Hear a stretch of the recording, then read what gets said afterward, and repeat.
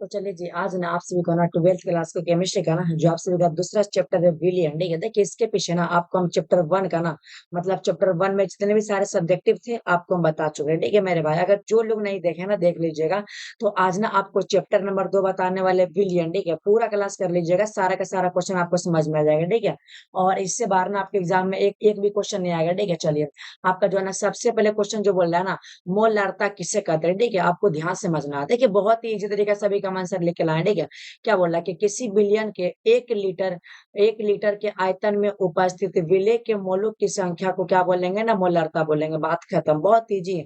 आपको बताना है कि आपको हम समझा दें, ठीक है। आपको बताना है ना, जैसे कि 1 लीटर बिलियन, ठीक है, कितना हो गया ये आपका होगा 1 लीटर बिलियन में, है ना। 1 लीटर बिलियन में जितना जो है ना विलेय की मोलों की संख्या मतलब किसमें कितना विलेय घोला हुआ है, ठीक है।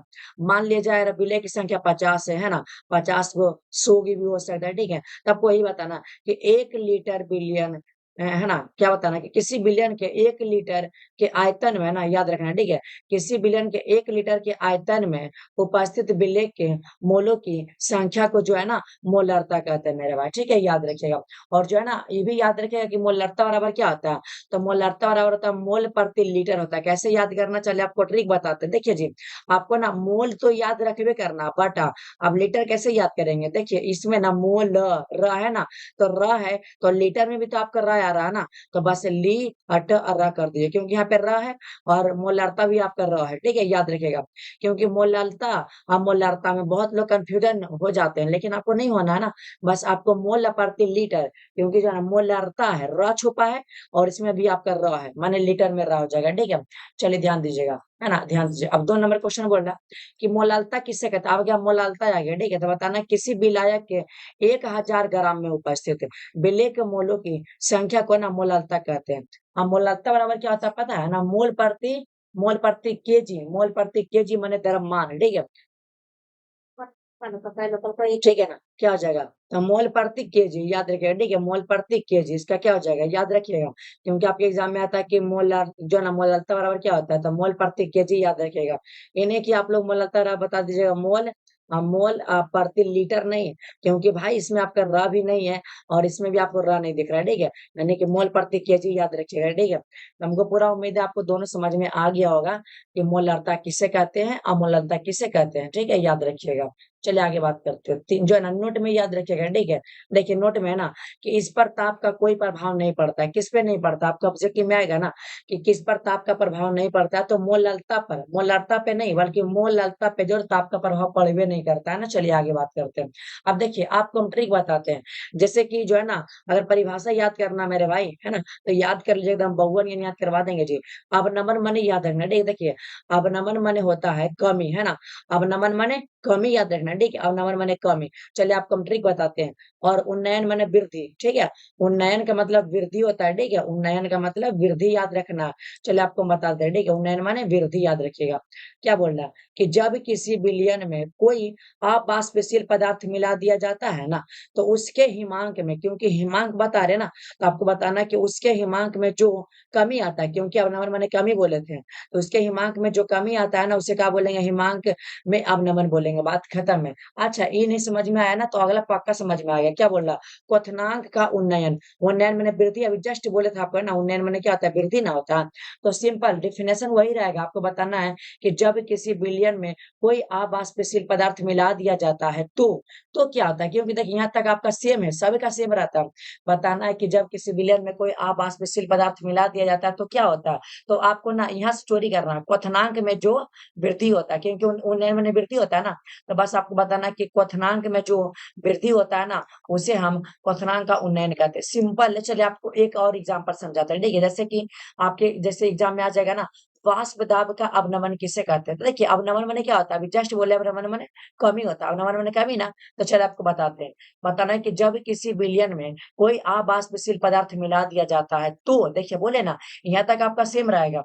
अब तो क्या, तो जो वाष्प दाब में जो कमी होता है, ठीक है। तो वाष्प दाब में जो कमी आती है ना उसे क्या बोलेंगे, वाष्प दाब का अवनमन। देखिए जी हमारा पूरा उम्मीद है कि तुहनी के समझ में आ गलो होते, क्योंकि अवनमन माने कमी और उन्नयन माने वृद्धि याद रखना, बाकी तो सेम है। आपको यही बताना है कि जब किसी बिलियन में कोई वाष्पशील पदार्थ मिला दिया जाता है तो क्या होता है, बस चोरी करके बता दीजिएगा। इतना इजी जी आपको ना कहीं मिलबो ना करेगा, है ना। चलिए आगे बात करते हैं।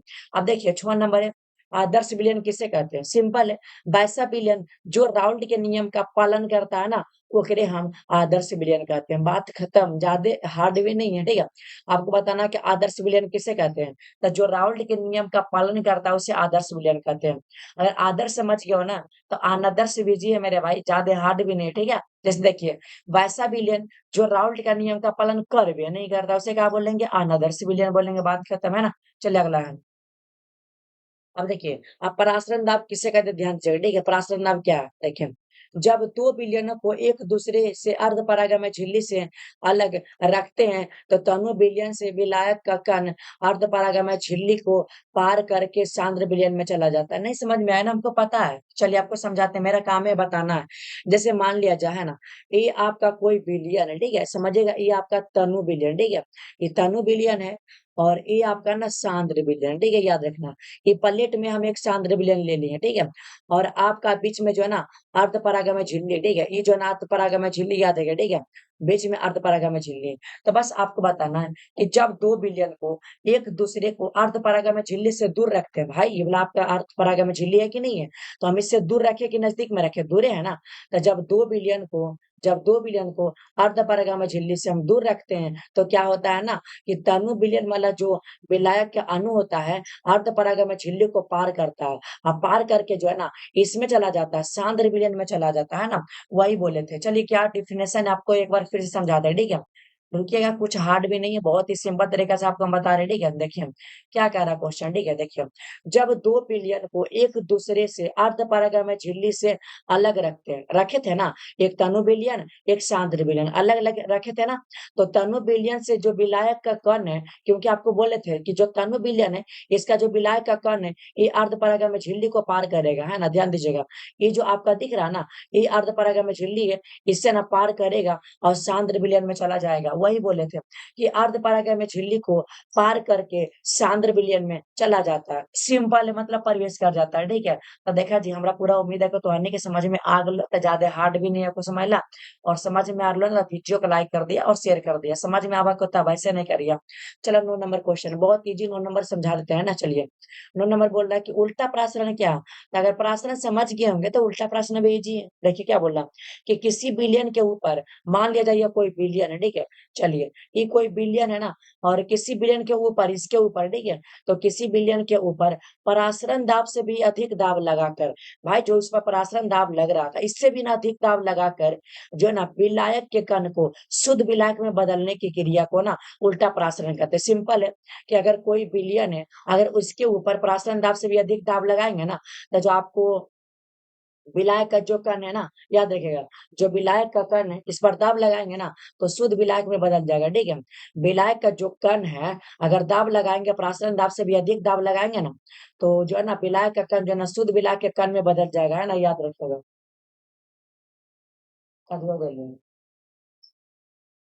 ठीक है, याद रखिएगा, ठीक है। मतलब आपको बताना कि उल्टा प्रासरण किसे कहते हैं, तो कोई भी विलयन के ऊपर परासरण दाब से भी अधिक दाब लगाकर विलायक के कण को शुद्ध विलायक में बदलने की क्रिया उल्टा परासरण कहलाता है। सिंपल है भाई, विलायक के कण है उसको दाब लगाइएगा, शुद्ध विलायक में बदल जाएगा, बात खत्म। चलिए आगे बात करते हैं प्रसरणी दाब क्या है, ठीक है। चलिए प्रसरणी दाब भी इजी है ना। परासरण दाब प्रसरणी दाब शायद आपका है ना, चलिए वही है, सिंपल एक ही है ना। चलिए परासरणी दाब या तो परासरण दाब, वचन बराबर है। कैसे देखिए, विलयन पर आरोपित हुआ बाह्य दाब जो विलायक के क्या बोलते हैं, जिसके कारण विलयन के वाष्प दाब बढ़कर विलायक के वाष्प दाब के बराबर होता है। अभी जस्ट बोले थे ना भाई, सिंपल है। तो मतलब कि विलयन के मैंने विलयन पर ना आरोपित हुआ बाह्य दाब। मान लिया कोई विलयन है, आप विलयन में कोई बाहरी दाब लगा रहे हैं, तो बाहरी दाब, हाँ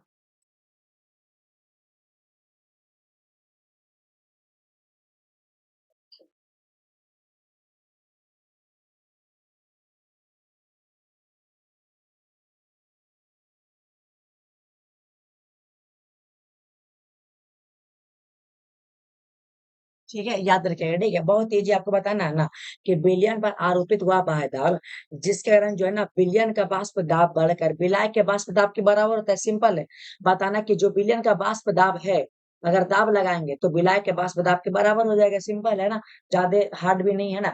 चलिए आगे, विसरण किसे कहते हैं?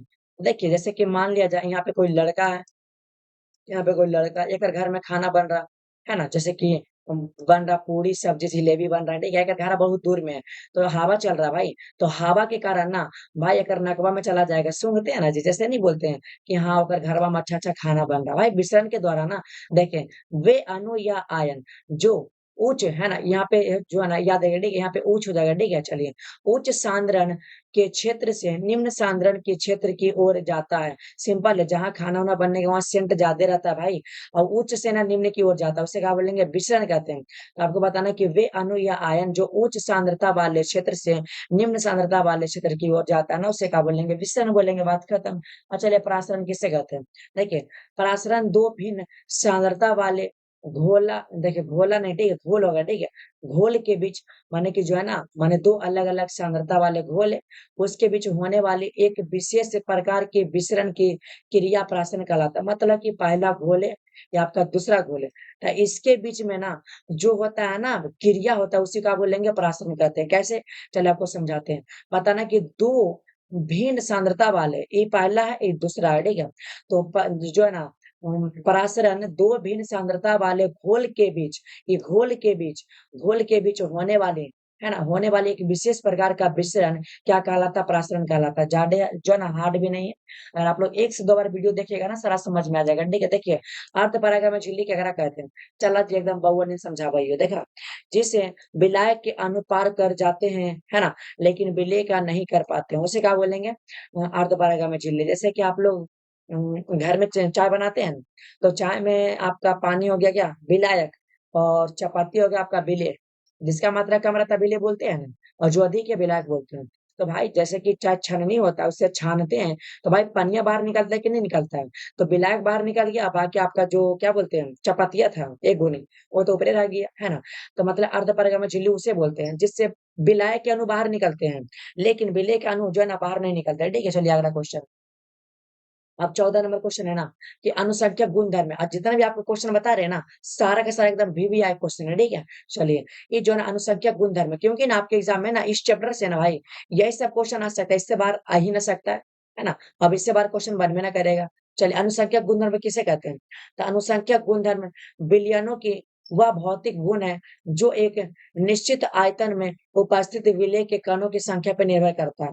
आपको सिंपल बताना है कि अनुसंख्यक गुणधर्म वे होते हैं जो विलेय के कणों की संख्या पर निर्भर करता है, उसे अनुसंख्यक गुणधर्म कहते हैं। अगर आपके एग्जाम में आएगा तो बताना है कि जो विलेय के अणु की संख्या जो है ना कणों की संख्या पर निर्भर करता है, उसे अनुसंख्यक गुणधर्म कहते हैं, ठीक है।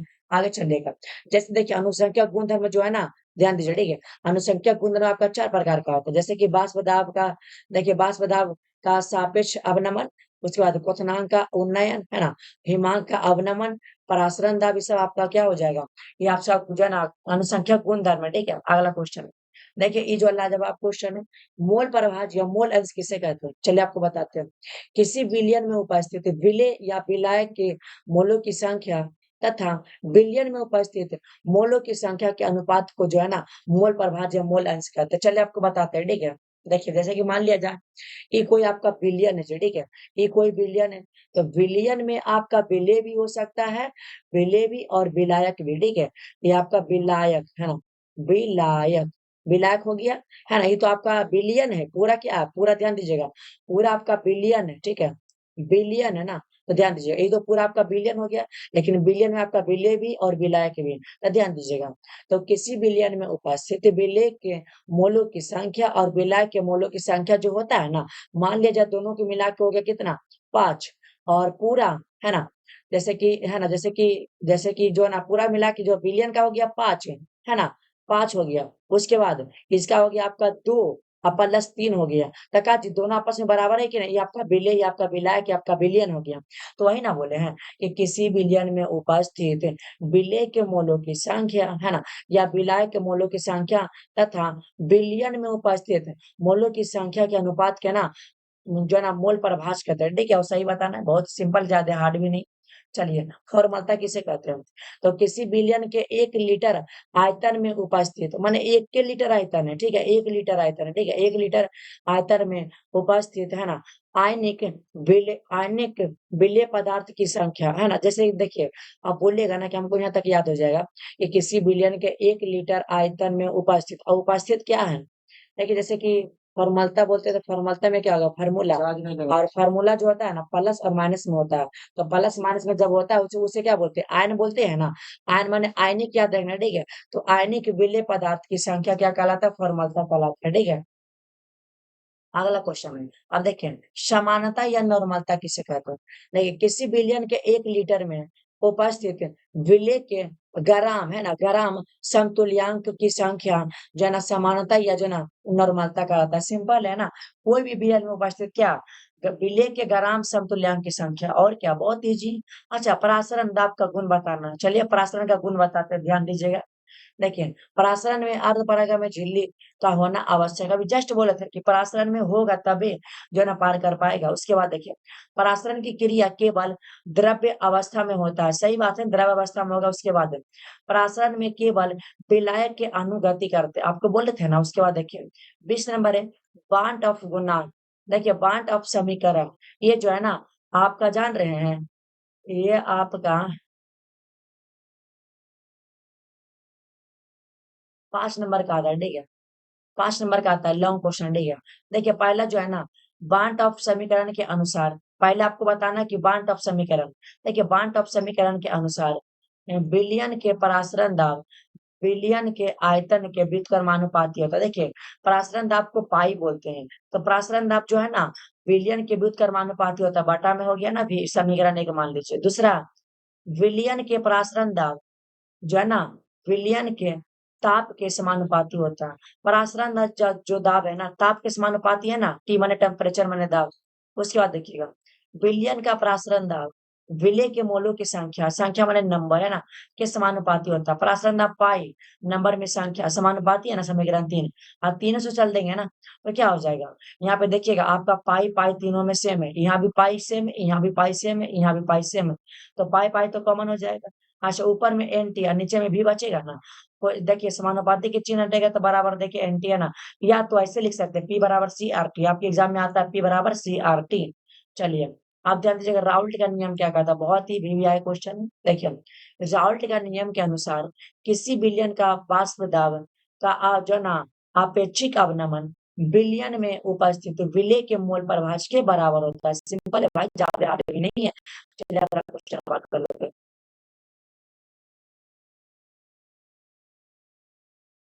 और ये जो क्वेश्चन है ना, बहुत ही लाजवाब क्वेश्चन, ठीक है?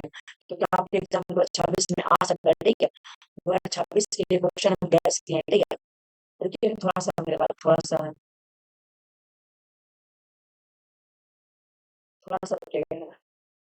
पता नहीं, लैपटॉप हैंग कर रहा।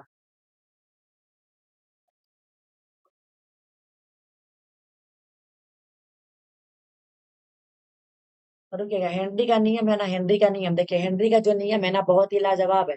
2026 के लिए हेनरी का नियम ना, आप लोग तैयार कर लीजिएगा, है ना? देखिए, आपको बताते हैं बहुत इजी तरीका से। देखिए, हेनरी का नियम तथा सीमाएं लिखना। चलिए, आपको बताते हैं, पहले हेनरी का नियम समझिए किसे कहते हैं। इस नियम के अनुसार स्थिर ताप पर, भाई ताप ना स्थिर लेना चाहिए, ठीक है? स्थिर ताप पर किसी द्रव्य में, है ना, गैस की विलयता गैस के वाष्प दाब के समानुपाती होता है ना। मतलब जो विलयता है दाब के समानुपाती होता है, समझिएगा। विलयता समानुपाती दाब का होता है ना। विलयता को एस बोलते हैं, पी माने प्रेशर माने दाब हो गया, समानुपाती है ना। ध्यान दीजिएगा, कोई अगर हम समानुपाती के चिन्ह हटाएंगे, बराबर देखिए, कोई कांस्टेंट राशि ना, के एच लगा देंगे, के एच। उसके बाद देखिएगा, जहां के एच आपका हेनरी नियतांक है, पी आपका गैस का दाब है, एस विलयता है, ठीक है? ये हो गया आपका हेनरी का नियम, खत्म हो गया। अब देखिए, सीमाएं क्या है, ध्यान दीजिए, ठीक है? तो ताप का, है ना, देखिए यही आपका अनुप्रयोग हो गया, ठीक है? यही आपका अनुप्रयोग हो गया, ठीक है? ये तो नियम आपका यहीं तक हो गया, लेकिन आपका अनुप्रयोग भी हो गया। देखिए, हेनरी का नियम की सीमाएं बताना है। देखिए, ताप का मान बहुत कम नहीं होना चाहिए, पहला नहीं, पहला हो गया सीमाएं। दूसरा, दाब का मान बहुत अधिक नहीं होना चाहिए। तीसरा, गैस की विलयता विलायक से कम होना चाहिए। बस खत्म। अगर आप लोग इतना लिख आएगा, 5 नंबर मिल जाएगा जी। उसके बाद देखिए, ये जो क्वेश्चन है ना, आपको शायद हम पहले बता चुके हैं। 23 नंबर क्या बोला कि रासायनिक दाब रुकिएगा रुकिएगा हाई कर दो लैपटॉप हाई कर रहा थोड़ा सा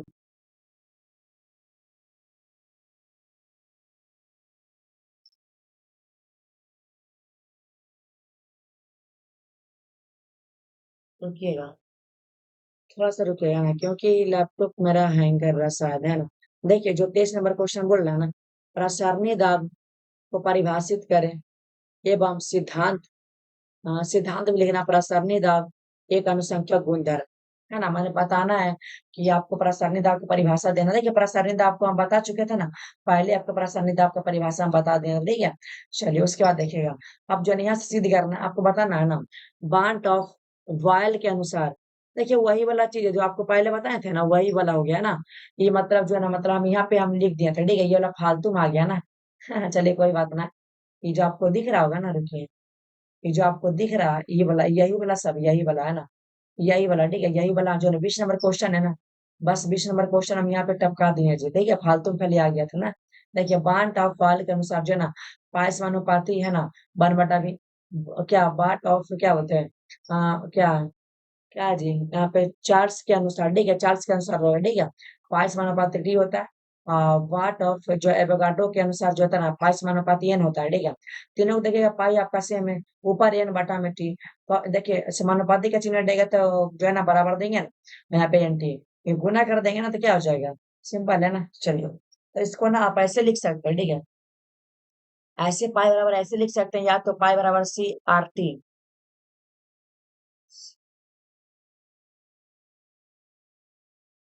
CRT होना चाहिए ठीक है। यहाँ पे आपका पाई बराबर CRT हो जाएगा ठीक है, क्योंकि आपके एग्जाम में आता है पाई बराबर CRT, यहाँ पे गलत है।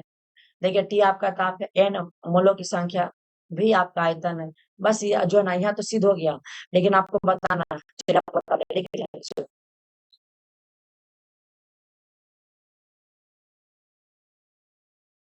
रुकिएगा जी, रुकिएगा, लैपटॉप मेरा हैंग कर रहा है, लगता है कि अब नहीं चल पाएगा ना, चलना तो चाहिए ना। ये भाई क्या भैया किधर छटपटा रहा है।